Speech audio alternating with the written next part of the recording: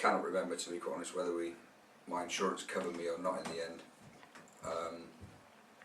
But we pulled through that, and in 90, I say that was 95, 96 we moved into here.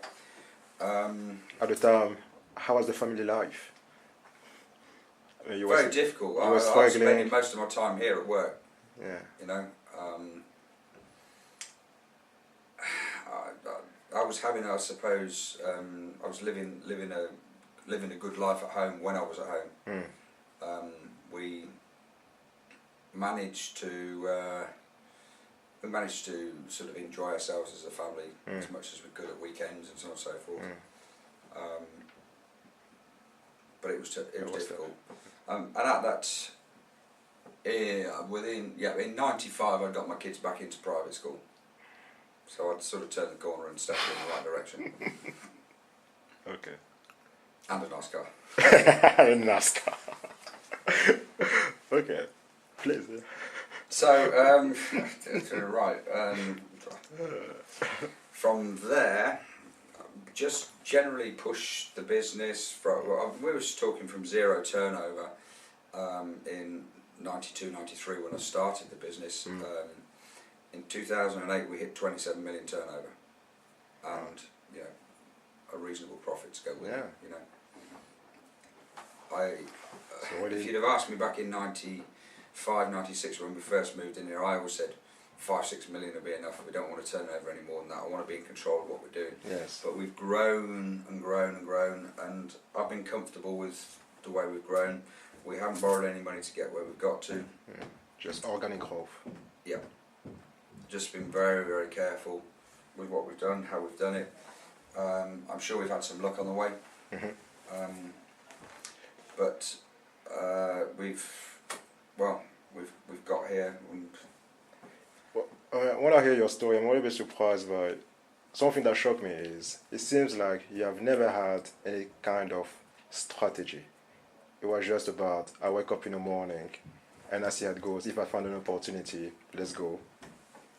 I'm the sort of person that could go to sleep and wake up in the morning with the answer.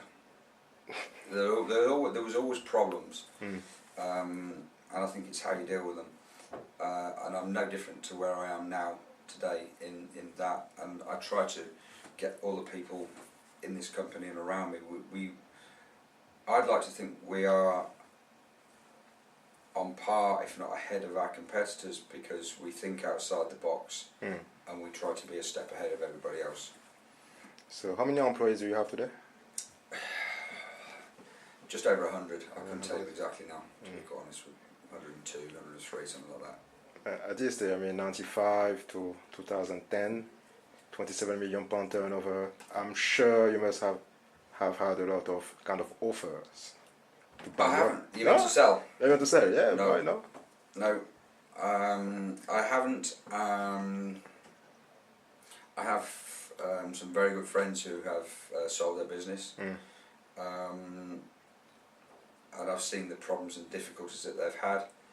I have given it consideration. I'm telling a lie to say I hadn't. However, I enjoy the part of the business. The business has grown to such a point that at one point I did pretty much all and everything, and I didn't let people do it. Now I sort of step back. I've got a very good team around me, and I leave them to do what they need to do, and they report to me. That, you know, I've always said that, don't tell me that you can't do it, tell me when you have done it. Because you were there before. Well, exactly. Nobody can come and say to me, I can't do that. I said, well, if I can, you can. Yeah. Because I have, you know, I've started from fitting the window to pricing the window. Yes. To, I didn't spend a lot of time on the factory floor, but I understand the principles of how it all goes together. And I've always been very innovative, I suppose, in how we do things. I'm always looking to improve, speed up, be more effective in what we do. You don't have to be cheap, you just have to be effective in what you do. Okay, so let's say from 19 years old to now 49 years old, could I ask you, what was your best moment? My best moment? Yeah. In business. In business. In Yes. business. Well, it was. I didn't realise it at the time, but I think having won the Queen's Award in 2004, that was quite. I didn't realise how big it was until the point that we went to the palace and met the Queen. And to add to that, my brother and another fellow director have since been in 2009 because we've won it again. Yes. So that was quite an achievement to have made. Okay. What was the worst moment? The worst moment. The bank. Yeah. The bank were difficult, obviously. But I always say that there's good in bad, but you've got to find it. Yeah. Yeah. So the bad in what the bank did to me at the time, which in my mind drove me crazy, that I had to go from quote £100,000 overdraft facility overnight to 50. They waited till I got to 50 grand and then said, right, you're not having any more.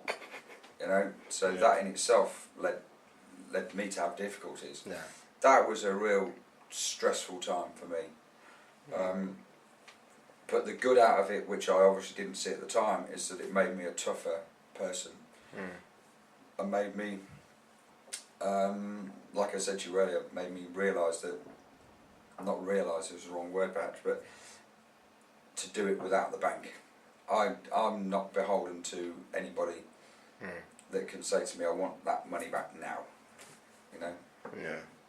And this company's got where it's got and sat cash rich because of probably what happened in those days, which gave me real heartache. So what's the future for you then? Sorry? What is the future for you? I've heard that you're starting some new business online. Yeah. I mean, a number of things have happened over the years. I've always had, since 2000, I had a very good friend of mine got his pilot's license for a helicopter, and he got me to go on a trial lesson, which I absolutely loved. But my mind was so deep into business that when you fly a helicopter, you need to have your mind on the job of flying the helicopter and not thinking about where am I going to get that money from, and have they paid, and are they going to pay, and I've got to do this and I've got to do that. And so I said to my friend Chris, look, I can't do it now, mate. You know, it's just too much on me. So back in 2005, where I started my divorce, that was a difficult time. I went back to learning to fly the helicopter, and in 2007 I got my pilot's license to fly a helicopter. Chris and myself ended up buying 3 helicopters, of which we still got to this day. Basically we rent them back to his main core business, but we own the helicopters. We don't make fortunes out of it, but it's there. If I want to go and fly, I can go fly for nothing. You know, other than put the fuel in the thing. So that's nice. So that's something that sort of sits on the periphery. I've got a number of property around the world which I've bought on my way and as I've got there. Portugal, Canada, Turkey, Barbados, and Brazil. So you have some nice holidays. Yeah. Yeah, when I can find the time, but yeah. Which car do you drive today? I've got a Carrera 4S Porsche. Nice. Which I've always steered clear of Porsches. I don't know, I've thought, well, everybody's got a Porsche. And I have to say, of all the cars that I've had, I thoroughly enjoy driving it. It is a proper driver's car. It's got loads of oomph, and you know, it's. Yeah. Whereas I've had an Aston Martin, and all it was really was a glorified Ford. In my opinion, it bounced around the corners when he went round too fast, you know. So, Gary, thank you very much.